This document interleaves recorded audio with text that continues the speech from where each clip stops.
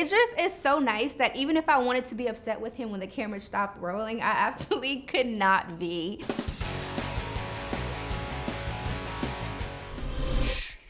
Go back to the calls. Dad, please!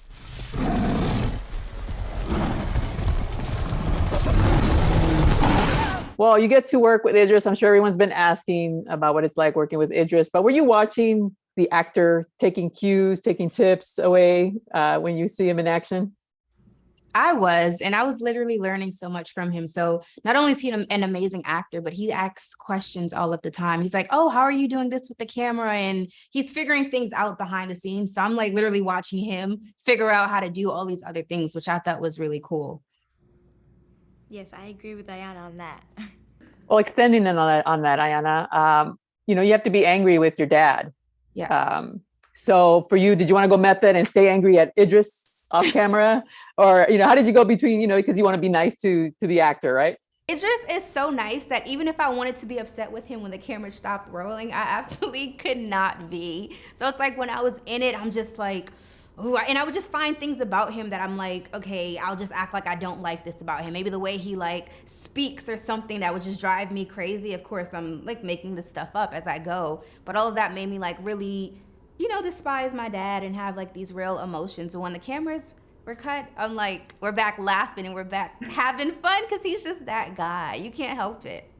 Did you have to give him a hug once you were mean to him on camera? Yes, I was like, okay, look, it's not me. This is not Iyanna. This is Mir, okay?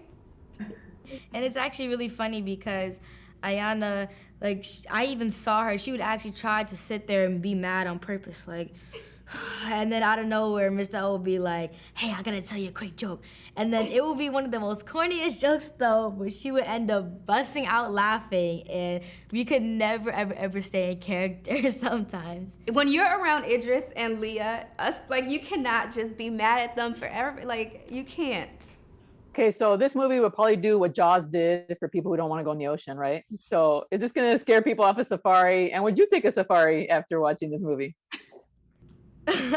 Well, let's just hope that it's not gonna be like the movie though. But if I do take the safari ride, I am taking whatever I can to prevent something dangerous happening to me though.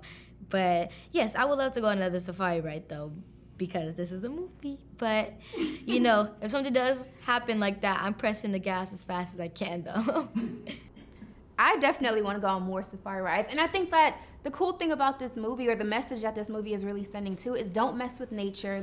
These poachers are kind of the reason why this lion is acting the way that it acts. So if people just leave things as they are, then we wouldn't be in this, and then people can still do safaris and all of that stuff. So I'm still going on safaris whenever I go back to Africa. Yes. This is giving lessons in this movie. Yes. Giving lessons not to touch the lion. Yes. Don't mess with nature. Do not mess with nature. You see what could happen.